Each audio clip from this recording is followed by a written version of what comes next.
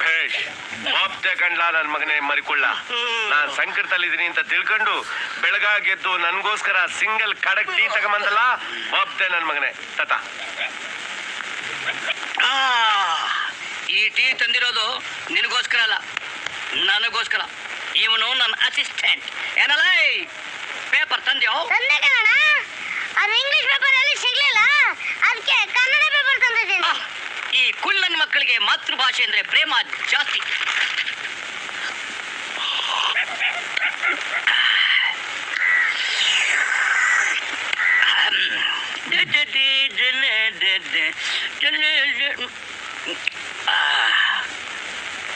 ಅಣ್ಣ, ನಿನಗೂ ಪೇಪರ್ ಓದ್ಬೇಕು ಅನ್ಸ್ತದ ಅಣ್ಣ? ಬ್ಯಾಡಿ ಸರ್, ತಾವು ಅಂದ್ರೆ ದೊರೆಗಳು. ನೀವು ಮೋಟಾಳಾದ್ರೆ ನಿಮ್ಗೊಬ್ಬ ಚೋಟಾಳು ನನ್ ಮಗ. ನಿಮ್ಗೆ ಬೆಳಗಾಗೆದ್ದ ತಕ್ಷಣ ಬೆಟ್ಟಿ ಇಂಗ್ಲಿಷ್ ಪೇಪರ್ ಇಲ್ಲ ಅಂದ್ರೆ ತಮ್ಮ ತಿರ್ಪೆ ಜೀವನ ಸಾಗದೇ ಇಲ್ಲ. ತಾವು ಓದಿ ಸರ್, ತಾವು ಓದಿ. ಎಲ್ಲ ತಿರ್ಬೋಕಿ ನನ್ ಮಗನೇಲಿ ಒಂದ್ ಅಕ್ಷರ ಬಿಡ್ದಂಗ್ ಓದ್ದೆ ಬಚಾವಾದೆ.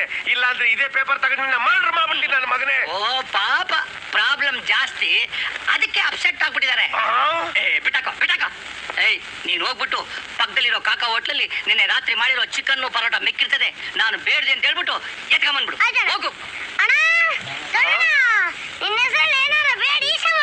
ಚಾರ್ಜ್ ಒದ್ದೆ ಅಂದ್ರೆ ನನ್ ಮಗನೇ ಗಾಳಿಪಟ ಆರ್ದಂಗ್ ಆರ್ಬಿಡ್ಬೇಕು. ಹೋಗಿ ಅಲ್ವೋ?